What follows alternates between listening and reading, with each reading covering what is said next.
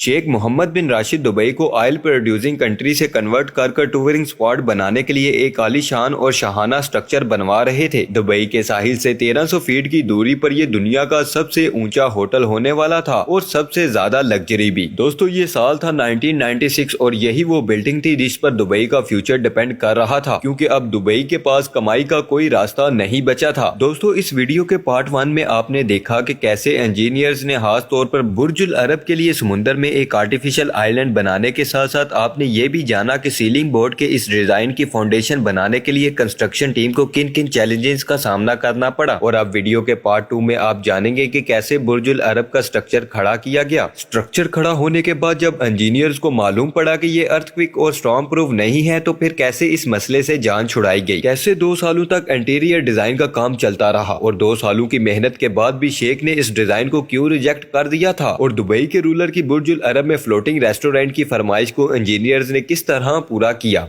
Challenge number 4। 2 सालों की मेहनत के बाद इंजीनियर्स और आर्किटेक्ट आखिरकार बिल्डिंग का स्ट्रक्चर आधा खड़ा कर चुके थे, लेकिन जैसे जैसे बिल्डिंग का स्ट्रक्चर बढ़ता जा रहा था वैसे वैसे नए चैलेंजेस सामने आते गए। 1996 की एंडिंग में बिल्डिंग का कंक्रीट स्ट्रक्चर तो रेडी हो चुका था, लेकिन डिजाइन पूरा करने के लिए और बिल्डिंग को अर्थ प्रूफ बनाने के लिए एक स्टील स्ट्रक्चर की रिक्वायरमेंट थी। ये स्टील स्ट्रक्चर बुर्जुल अरब के स्ट्रक्चर की सपोर्ट थी ताकि ये सारा स्ट्रक्चर टाइटली आपस में ही जुड़ा रहे। चीफ आर्किटेक्ट टॉम के डिजाइन की रिक्वायरमेंट पूरी करने के लिए ये डायगोनल स्टील ट्रस बनाने थे। डिजाइन में देखने में ये बहुत सिंपल और छोटे लग रहे हैं, लेकिन इनको बनाना एक बहुत ही मुश्किल टास्क था। ये स्टील डायगोनल दुबई से 15 किलोमीटर दूर एक फैक्ट्री में तैयार होना था और इस प्रोजेक्ट को चीफ कॉन्ट्रैक्टर मॉलकॉन मर्फी लीड कर रहे थे। हर एक डायगोनल की लंबाई एयरबस A380 से भी ज्यादा थी और हर एक का वजन 100 गाड़ियों से भी ज्यादा था। जी हाँ दोस्तों, ये डायगोनल वेल्ड करना तो शायद इतना मुश्किल नहीं था, लेकिन इसको कंस्ट्रक्शन साइट तक ट्रांसपोर्ट करना वाकई ही बहुत डिफिकल्ट साबित हुआ। एक एक डायगोनल को 3-3 ट्रक्स की सपोर्ट से 15 किलोमीटर दूर कंस्ट्रक्शन साइट पर पहुंचाना था। जब ये डायगोनल कंस्ट्रक्शन साइट पर पहुंचाए गए तो दुबई का सारा ट्रैफिक रोक दिया गया था, लेकिन जब ये डायगोनल कंस्ट्रक्शन साइट पर पहुंचे तो एक और मुसीबत निकल कर सामने आ गई। दोस्तों मसला ये था कि ये भारी भरकम स्टील डायगोनल्स 200 मीटर की ऊंचाई तक कैसे चढ़ाए जाएंगे। हर एक डायगोनल का वजन 160 टन से भी ज्यादा था, जिसको 200 मीटर की हाइट तक लिफ्ट करना था। जो लिफ्टर उनके पास मौजूद थे वो इतना ज्यादा वजन उठाने के काबिल नहीं थे। आखिरकार सिंगापुर से खास लिफ्टिंग मशीन्स मंगवाई गई, जिन्होंने ये डायगोनल लिफ्ट किए। डायगोनल को लिफ्ट कर स्टील ब्रैकेट में फिट करना था, लेकिन यहाँ आकर मामले ने एक नया टर्न मार लिया, क्योंकि दुबई का टेम्परेचर पूरे दिन में 15 डिग्री सेंटीग्रेड तक ऊपर नीचे होता है। जब टेम्परेचर बढ़ता है तो स्टील एक्सपेंड होता है और टेम्परेचर ड्रॉप की सूरत में स्टील वापस श्रिंक हो जाता है। अगर ये डायगोनल फिक्स ब्रैकेट में लगा दिए गए तो एक्सपेंशन की सूरत में पूरा स्टील स्ट्रक्चर टेंशन में आकर टूट भी सकता है, जिसके इंतहाई खौफनाक नताइज हो सकते हैं। अब इन डायगोनल्स को वापस नीचे उतारा गया और आर्किटेक्ट इस मसले का सलूशन ढूंढने के लिए एक बार फिर से सर जोड़कर बैठ गए। आखिरकार ये सलूशन निकाला गया कि जिस ब्रैकेट में ये डायगोनल फिट होंगे उसमें मौजूद वाशर को इस तरह डिजाइन किया जाएगा कि जब डायगोनल एक्सपेंड हो तो वो इस स्टील के दूसरे स्ट्रक्चर पर टेंशन नहीं डाल सके। इस खास ब्रैकेट को फिजिकल शेप देकर तमाम डायगोनल्स को फिट कर दिया गया। अब बुर्जुल अरब का आउटर स्ट्रक्चर कंप्लीट हो चुका था, लेकिन इसका डिजाइन और स्ट्रक्चर दुबई के मौसम के लिहाज से बिल्कुल नया था। दुबई के साहिल पर कभी कभी ऐसी समुद्री हवाएं भी चलती थी जिनकी स्पीड 170 किलोमीटर पर आवर भी जा सकती है। वैसे तो ये स्ट्रक्चर स्टॉर्म प्रूफ बनाया गया था, लेकिन इसको टेस्ट करना बहुत ही जरूरी था। आर्किटेक्ट को जिस चीज का खतरा था उसको वोर्टेक्स शेडिंग कहा जाता है, जिसमें तेज हवा जब स्ट्रक्चर से टकराती है तो एक वाइब्रेशन पैदा होती है। ये टेस्ट करने के लिए बुर्जुल अरब को एक मॉडल विंड टेस्ट में भेजा गया। विंड इंजीनियर वॉल्कर ने जब टेस्ट किया तो वाटर शेडिंग का रिजल्ट पॉजिटिव आया। इसका मतलब ये था कि तेज हवाओं के दौरान बुर्जुल अरब का स्ट्रक्चर वाइब्रेट करेगा, जो इंतहाई खौफनाक हो सकता है। विंड इंजीनियर ने इसका जो सोल्यूशन पेश किया उसमें बिल्डिंग का डिजाइन चेंज करना लाजमी था, लेकिन चीफ आर्किटेक्ट टॉम का कहना था कि ये डिजाइन चेंज करने से बिल्डिंग की खूबसूरती खत्म हो जाएगी, लिहाजा कुछ ऐसा करना था जिससे डिजाइन भी चेंज ना हो और वोर्टेक्स शेडिंग से भी छुटकारा मिल जाए। लेकिन इसका एक और सोल्यूशन भी था जिससे ये मसला हल किया जा सकता है, और वो تھا ٹیون ماس ڈیمپر۔ ٹیون ماس ایک ایسا میکینیکل سسٹم ہوتا ہے جس میں ایک ویٹ لٹک رہا ہوتا ہے۔ جب وائبریشن پیدا ہونے ہی لگتی ہے تو یہ سسٹم خود وائبریشن ابزارو کر سٹرکچر کو محفوظ رکھتا ہے۔ ایسے کئی ماس ٹیمپل ویک پوائنٹ پر لگا کر برج العرب کو واٹر شیڈنگ سے بھی محفوظ بنا دیا گیا۔ Challenge number 7۔ اب برج العرب کی کنسٹرکشن کو پورے 4 سال گزر چکے تھے۔ آؤٹر سٹرکچر بھی کمپلیٹ تھا اور ونڈ ٹنل ٹیسٹ بھی نیگیٹو آ چکا تھا، لیکن کچھ تو تھا جو اس عالیشان ڈریم پیلس کا لک خراب کر رہا تھا۔ سمندر کے ساحل پر کچھ پرانے ہوٹلز اور بلڈنگ اس نئے ہوٹل کا ویو خراب کر رہے تھے، جن کو شیخ محمد کے آرڈر پر ختم کر دیا گیا۔ اب ویو کچھ بہتر تو ہوا، لیکن جب شیخ نے کنسٹرکشن سائٹ کا وزٹ کیا تو ان کو کچھ ادھورا لگا۔ اس کے بعد شیخ نے جو فرمائش کی وہ سن کر انجینئرز ٹیم کے ہوش ہی اڑ گئے۔ دبئی کے رولر کا کہنا تھا کہ ان کو برج العرب میں ایک فلوٹنگ ریسٹورینٹ بھی چاہیے۔ یہ فرمائش ایسی تھی کہ نہ تو اس کے لیے کوئی سپورٹ بنائی گئی تھی اور نہ ہی انجینئر ٹیم اس کے لیے پریپیئرڈ تھی۔ اب کوئی نہ کوئی سلوشن نکالنا تھا، کیونکہ اب یہ شیخ کی فرمائش کا سوال تھا۔ یہ فرمائش پورا کرنا آرکیٹیکٹ کے لیے بہت ہی مشکل تھا اور اس کام کو انجام دینے کے لیے آرکیٹیکٹس کو ایک بار پھر سے اپنی لمٹ کراس کرنی پڑی۔ کئی مہینوں کی محنت کے بعد آخرکار ایک ڈیزائن تیار کیا گیا جس میں برج العرب کی کنکریٹ کور میں سٹیل بریکٹ لگائے اور پھر ان میں 10 موٹی سٹیل ڈالی گئی۔ ان سٹیل کے اوپر لوہے کا سٹرکچر بنا کر اس کو شیشے سے سیل کر دیا گیا۔ برج العرب کا یہ فلوٹنگ ریسٹورینٹ واقعی انجینئرنگ ہسٹری کے کمپلیکس ماڈل میں سے ایک ہے۔ Challenge number 8۔ کیونکہ برج العرب کی خوبصورتی باہر سے زیادہ اس کے انٹیریئر میں ہے، اسی وجہ سے اب باری تھی کہ world class super luxury hotel کے انٹیریئر ڈیزائن کا کام جلد سے جلد سٹارٹ کیا جائے۔ لیکن دبئی کا موسم ایسا ہوتا ہے کہ یہاں کی ہیومیڈیٹی 100% تک پہنچ جاتی ہے اور ٹمپریچر 50 ڈگری سینٹی گریڈ۔ اگر بلڈنگ کے اندر کی ہیومیڈیٹی اور ٹمپریچر کو کم نہ کیا گیا تو انٹیریئر ڈیزائننگ میں شامل گولڈ پلیٹنگ اور ووڈ کارونگ کا کام نہیں کیا جا سکے گا۔ اسی وجہ سے اب ٹاسک تھا اس عالیشان بلڈنگ کو ٹھنڈا کرنے کا۔ یہ سال تھا 1997 اور اب برج العرب کو پہلی بار سینٹرلی ایئر کنڈیشن کرنے کا کام شروع ہو گیا، جس کے لیے ونڈو پینل لگا کر بلڈنگ کو سیل کیا گیا اور سیلنگ بورڈ کے ڈیزائن کے حساب سے ایک سائڈ پر آئیکونک فیبرک وال لگانے کا کام شروع ہو گیا۔ یہ فیبرک وال دنیا کی سب سے بڑی فیبرک وال ہے جو برج العرب کے پورے ایک سائڈ کو کور کیے ہوئے ہے۔ اس کی خاص بات یہ ہے کہ یہ سن لائٹ کو ریفلیکٹ کرتی ہے، جس سے بلڈنگ کا ٹمپریچر بھی کم رہتا ہے۔ بلڈنگ سیل ہونے کے بعد پہلی بار 1997 میں برج العرب میں سینٹرل کولنگ سسٹم آن کر دیا گیا اور تب سے لے کر اب تک یعنی پچھلے پورے 27 سالوں سے کوئی ایک دن ایسا نہیں ہے جب برج العرب کی کولنگ سسٹم بند ہوا ہو۔